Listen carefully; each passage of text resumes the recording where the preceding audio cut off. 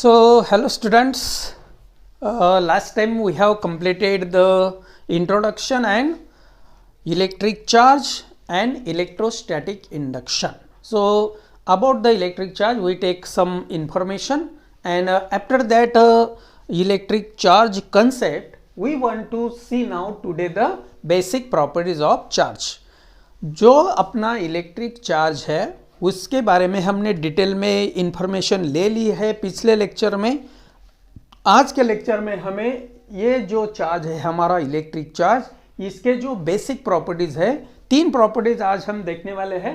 इसमें पहले है एडिटिव नेचर ऑफ चार्ज, दूसरी है क्वांटाइजेशन ऑफ चार्ज और तीसरी है कंजर्वेशन ऑफ चार्ज। सो ये प्रॉपर्टीज हम अच्छी तरह से समझ लेते हैं आज। तो इसमें पहली जो प्रॉपर्टी है हमारी एडिटिव नेचर ऑफ चार्ज, इसको एडिटिविटी ऑफ चार्ज ऐसा भी बोलते हैं। तो इसमें ऐसा है कि कोई भी जो बॉडी है वो लार्ज नंबर ऑफ पार्टिकल्स से बनी हुई है, और उस बॉडी के मास के बारे में अगर हमने सोचना चाहा तो ऐसा होगा कि मास ये स्केलर क्वांटिटी है और इलेक्ट्रॉनिक चार्ज जो है या इलेक्ट्रिक चार्ज जो है वो भी हमारी स्केलर क्वांटिटी है। ये हमने पिछली बार देखा है। तो ये सपोज मेरे पास एक बॉडी है जो कि बहुत सारे पार्टिकल से बनी हुई है, बहुत सारे एटम्स से बनी हुई है। तो इसको बोलूँगा मैं एक्सटेंडेड बॉडी। तो ये बॉडी का अगर मुझे मास निकालना है तो इस बॉडी के अंदर जितने पार्टिकल्स है वो सबका जो मास है इसकी मैं ले लूँगा एडिशन। सपोज पहला पार्टिकल है उसका मास m1 है, दूसरा m2 है, लाइक दैट ऐसे n नंबर ऑफ पार्टिकल्स है। तो m1 plus m2 plus and so on mn, ऐसा मेरा टोटल मास हो जाएगा। सपोज ये बॉडी का मास आया 5 kg या 5 किलोग्राम्स। तो ये हो गए मास के बारे में। लेकिन इलेक्ट्रॉनिक चार्ज अगर ये बॉडी के ऊपर कितना है ये अगर मुझे निकालना है तो इसमें मुझे सोचना पड़ेगा कि ये एक्सटेंडेड बॉडी के ऊपर कितने पार्टिकल्स के ऊपर चार्ज है और वो चार्ज कितना है, वो प्लस चार्ज है या माइनस चार्ज है, उसके बारे में मुझे थिंकिंग करना पड़ेगा। सपोज ये हमारी बॉडी है, इसके ऊपर ये चार्जेस है। सपोज ये है मेरा 1 माइक्रोकूलम, ये है -3 माइक्रोकूलम, ये है 7 माइक्रोकूलम, ये है 2 माइक्रोकूलम। तो ये बॉडी के ऊपर ये जो चार्जेस है इसकी जब हम एडिशन करेंगे तब इसके जो साइंस है वो हमें देखने पड़ेंगे, वो कंसिडर करने पड़ेंगे। तो इसमें अगर मैंने टोटल चार्ज इस बॉडी का जो निकालना मुझे है उसके एडिशन जब मैं करूंगा तब मैं इसको ऐसा लिखूंगा 1 microcoulomb -3 microcoulomb plus 7 microcoulomb plus 2 microcoulomb, ऐसा लिखना पड़ेगा। तो इसका जो मेरा टोटल चार्ज है वो आएगा 7, 9 और 10 माइक्रोकूलम में से ये 3 माइक्रोकूलम माइनस करने पड़ेंगे। तो इसके ऊपर जो टोटल चार्ज हो गया वो हो गया मेरा 7 माइक्रोकूलम। तो यहाँ पे मैंने साइंस भी कंसिडर किए हैं। सपोज इसके ऊपर और मैंने -7 माइक्रोकूलम इतना चार्ज सपोज दिया तो ये बॉडी के ऊपर जो चार्ज है वो हो जाएगा मेरा 0।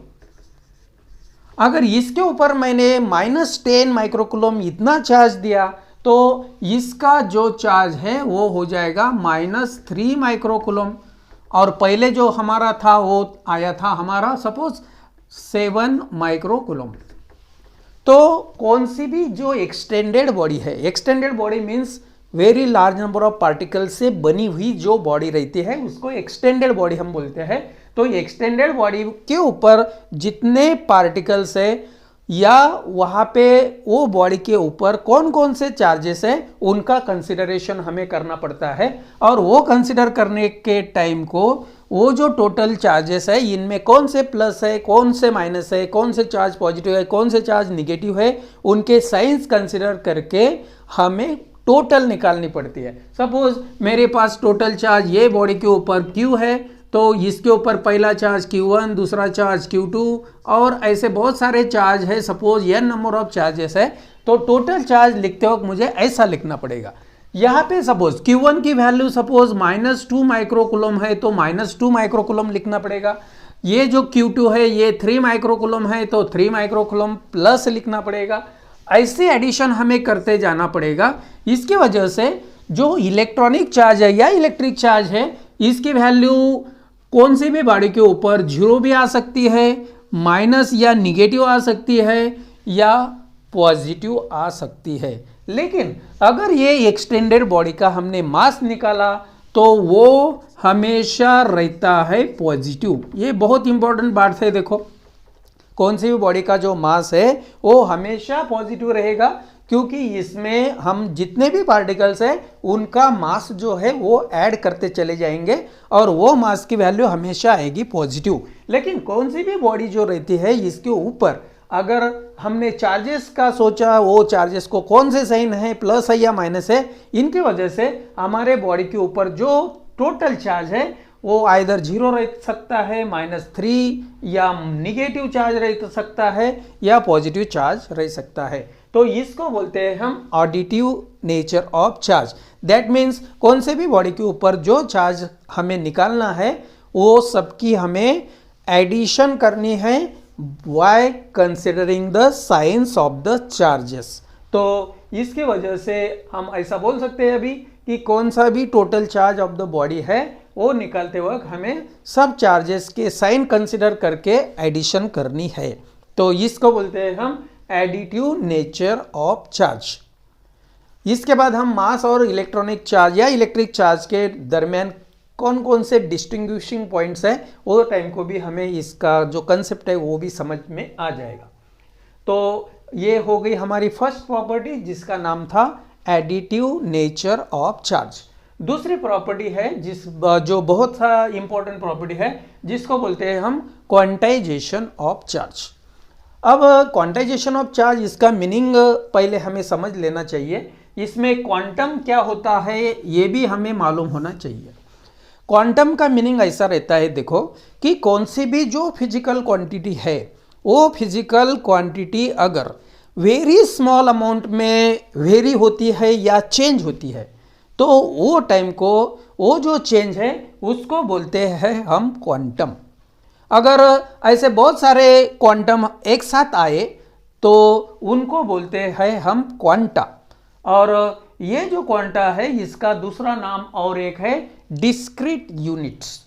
Discrete units that mean parts में, या इसको बोलते हैं हम अलग अलग छोटे छोटे पार्ट्स में, ऐसा इसको बोलते हैं हम डिस्क्रीट यूनिट्स।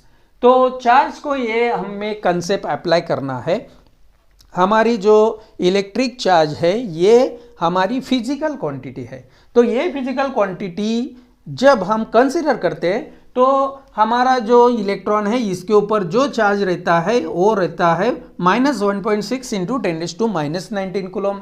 हमारा जो प्रोटॉन है उसके ऊपर +1.6 इंटू 10⁻⁻19 कूलम इतना चार्ज रहता है।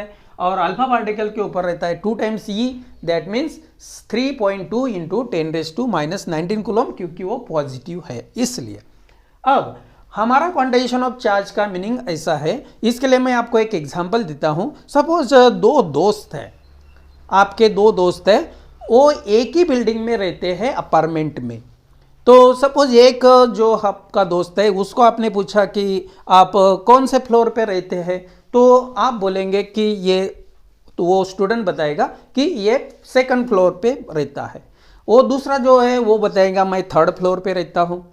लेकिन इसमें और एक दो दोस्त है, अगर उन्होंने ऐसा बताया कि ये दोनों के बीच कोई भी फ्लोर नहीं है, 2nd फ्लोर या 3rd फ्लोर, ये फिक्स वैल्यू हो गई, 2nd फ्लोर 3rd फ्लोर, कोई भी दोस्त आपको ऐसा बताएगा नहीं कि 2.5 नंबर के फ्लोर के ऊपर मैं रहता हूं। ऐसा कभी नहीं हो सकता, क्योंकि वो फ्लोर नहीं है, एग्जिस्ट ही नहीं है।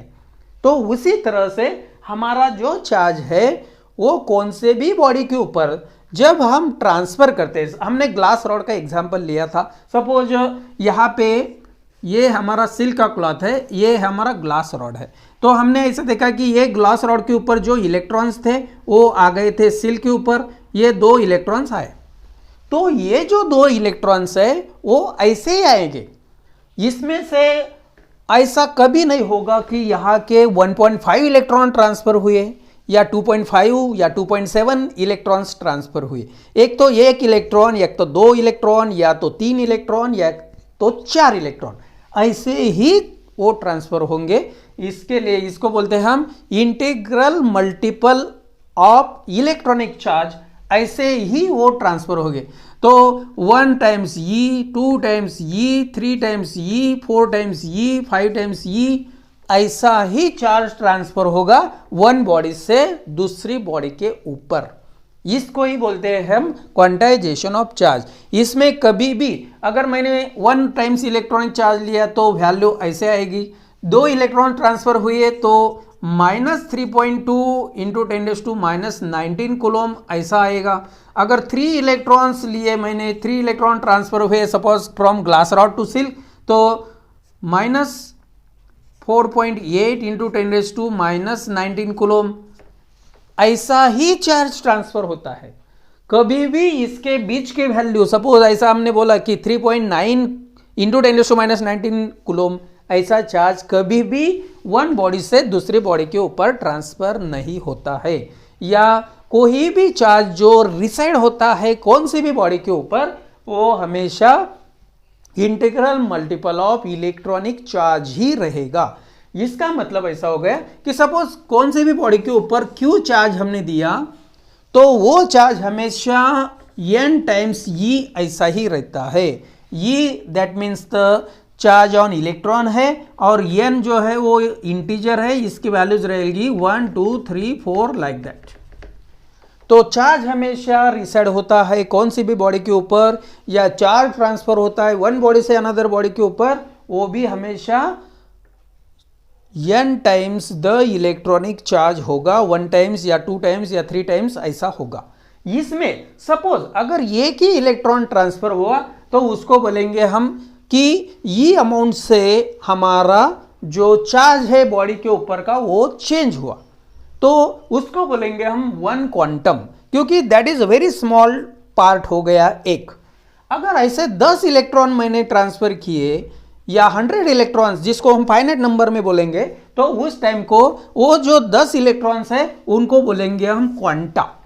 या 10 इलेक्ट्रॉन ट्रांसफर होने के बाद वहां पे तैयार हो गया एक 10 इलेक्ट्रॉन वाला डिस्क्रीट यूनिट, वो 10 इलेक्ट्रॉन को डिस्क्रीट यूनिट बोलने का। उसके बाद फिर 10 इलेक्ट्रॉन्स गए तो फिर अगेन 10 यूनिट्स वाला दूसरा पैकेट तैयार हो गया, डिस्क्रीट यूनिट्स ऑफ पैकेट ऐसा बोलते हैं। 10 इलेक्ट्रॉन ये बॉडी से ये बॉडी के ऊपर आए तो यहां पे बोलेंगे हम 10 discrete units of packets of electrons is transferred, तो वो हो गया एक डिस्क्रीट यूनिट।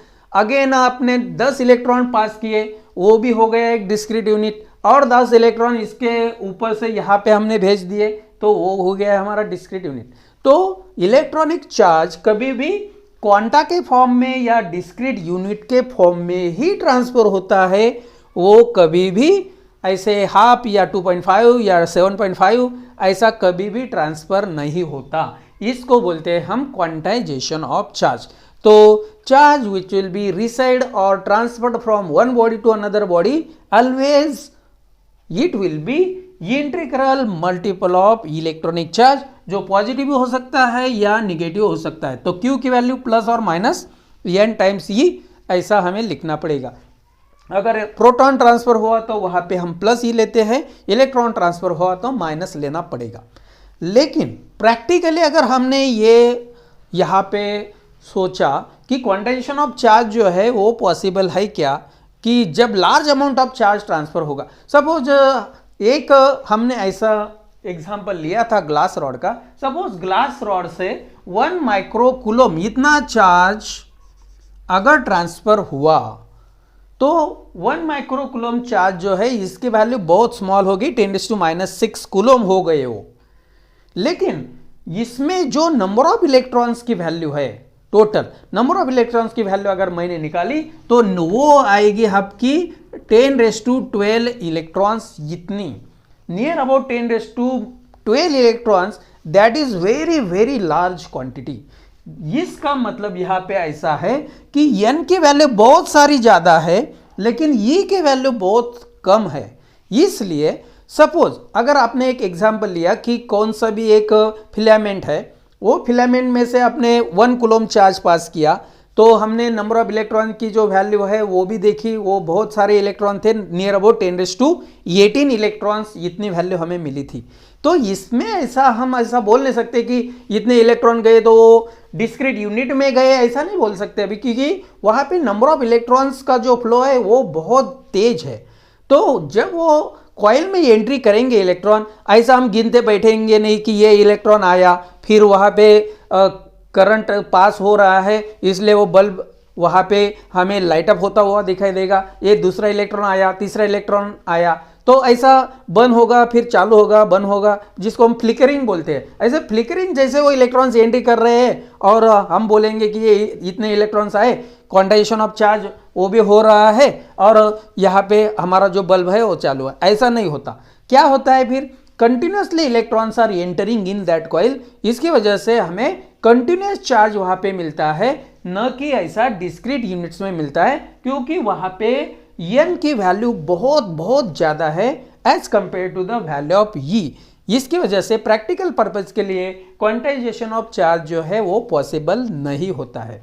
तो इसमें एक और बात ऐसे कि क्वांटाइजेशन ऑफ चार्ज क्यों होता है, तो इसमें उसका जो कॉज है वो ऐसा है कि कौन से भी एक बॉडी से दूसरे बॉडी के ऊपर जब चार्ज ट्रांसफर होता है तो वो हमेशा इंटीग्रल मल्टीपल ऑफ E ऐसा ही होता है, वो कभी भी यहाँ पे हमें दूसरे प्रकार से ट्रांसफर होता हुआ दिखाई नहीं देगा।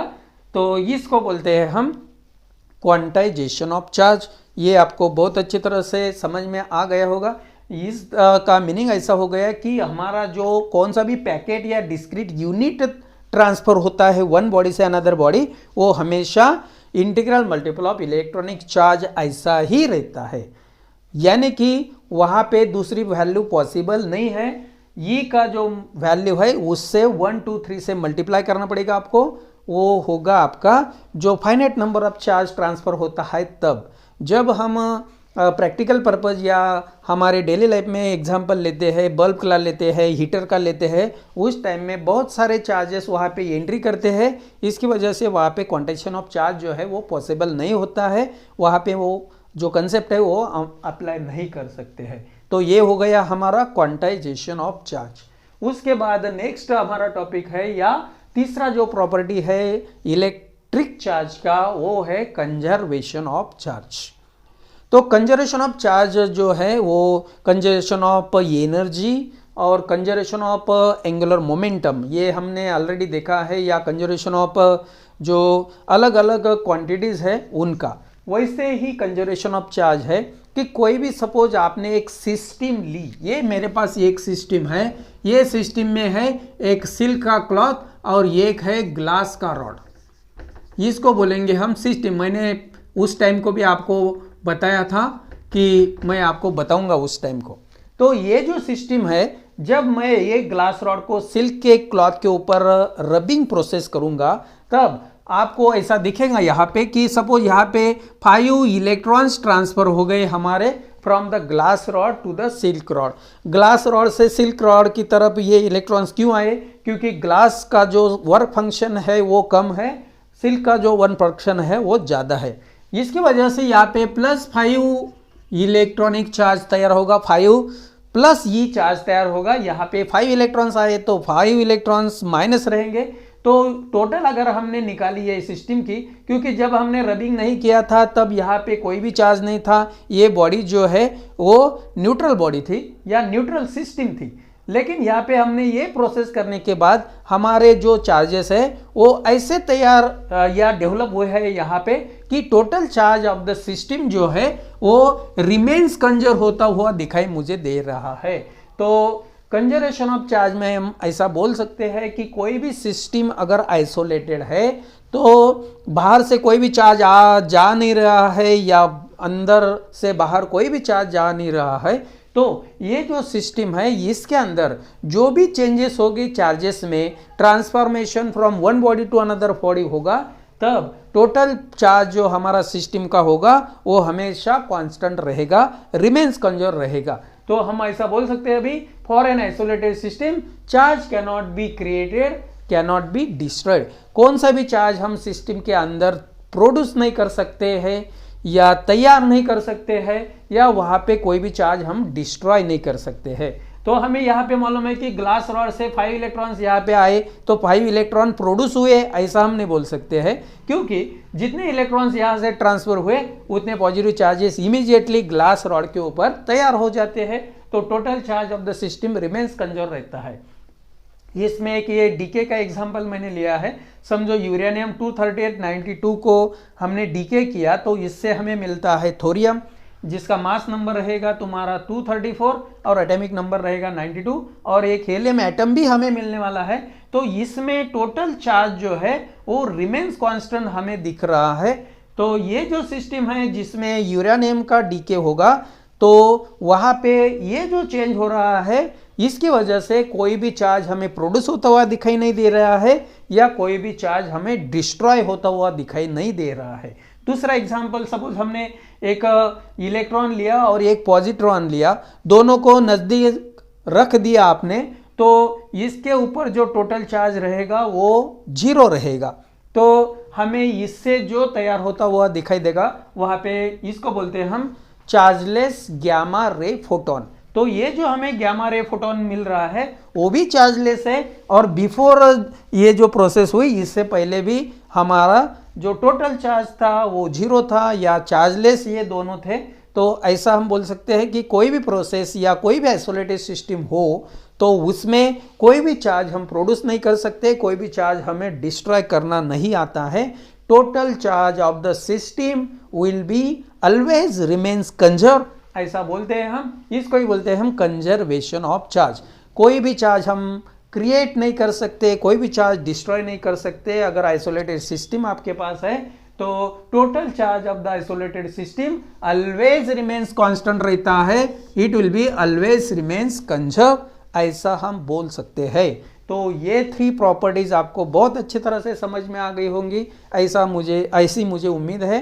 तो इसके बाद हम क्वांटाइजेशन ऑफ चार्ज के ऊपर कोई तो जो प्रॉब्लम्स है जो स्टूडेंट्स को सॉल्व करने के लिए आते हैं या कॉम्पिटिटिव एग्जाम में भी मैंने बहुत सारे ऐसे जो प्रॉब्लम्स है वो देखे हैं, वैसे 2-3 प्रॉब्लम हम लेने वाले हैं on the quantization of charge. That means हमारा ये जो फार्मूला है Q = N, इसके ऊपर आपको अगर टोटल चार्ज दिया है, इलेक्ट्रॉन के ऊपर का चार्ज मालूम है तो टोटल नंबर ऑफ इलेक्ट्रॉन्स हम निकाल सकते हैं। अगर आपको टोटल चार्ज पूछा है, टोटल नंबर ऑफ इलेक्ट्रॉन की वैल्यू दी है, E की वैल्यू आपको मालूम रहेगी, तो यहाँ पे total charge on the body भी हम निकाल सकते हैं।